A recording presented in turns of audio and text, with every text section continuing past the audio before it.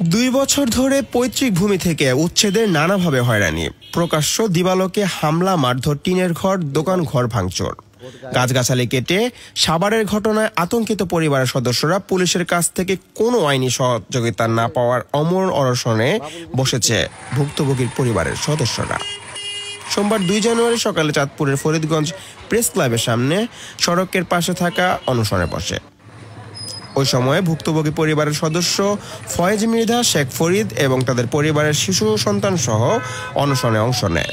ভুক্তভোগীরা জানায়, উপজেলার রূপসা উত্তর ইউনিয়নের রুস্তমপুর গ্রামের ফয়েজ মৃধাগঙ্গের সাথে মুগদা থানা আওয়ামী লীগের সাধারণ সম্পাদক মোশাররফ হোসেন বাহারগং তাদের প্রতিবেশী হওয়ায় জমিজমা নিয়ে বিরোধ সৃষ্টি হয়।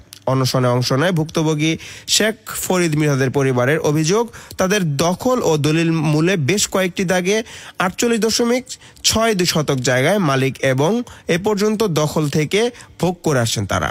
কিন্তু প্রভাবশালী একটি চক্র তাদের একজন মোশাররফ হোসেন বাহার, মোজামেল হোসেন বাবুল, আবুল কাশেম, দেলোয়ার হোসেন, লোকমান আমিন তাদের দলীয় প্রভাব খাটিয়ে সম্পত্তি দখল করার চেষ্টা সহ নিয়মিত হয়রানি করে আসছে। দখল থেকে উঠিয়ে দিবেন, যদি আমার দলিল ঠিক থাকে, যদি দলিলের দাগগুলি ঠিক থাকে, ব্যাপে যদি জায়গা থাকে, তাহলে কেন আমাকে সম্পদ থেকে বঞ্চিত করবেন?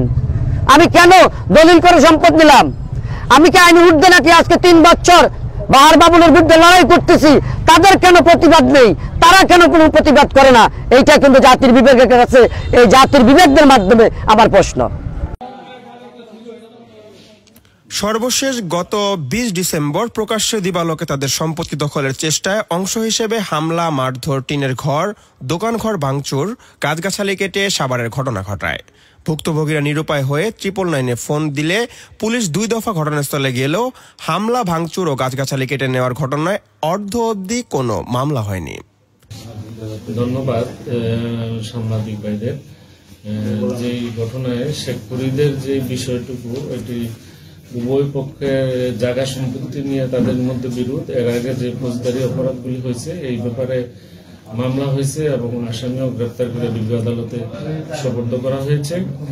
তো যেহেতু এই জায়গাটা নিয়ে বিরোধ আছে উভয় পক্ষের মধ্যে, সেহেতু আমরা এই আদালতে উভয় পক্ষকে আশ্রয় নেওয়ার জন্য পরামর্শ দিয়েছি এবং আর শান্তি শৃঙ্খলা বজায় রাখার জন্য আমরা পুলিশের যে আইন শৃঙ্খলা বাহিনী সার্বক্ষণিক তৎপর আছে এবং আমরা এটুকু সে যে অভিযোগ আমাদের কাছে দিয়েছে এটা আমরা তদন্ত করে আইনগত ব্যবস্থা নিই।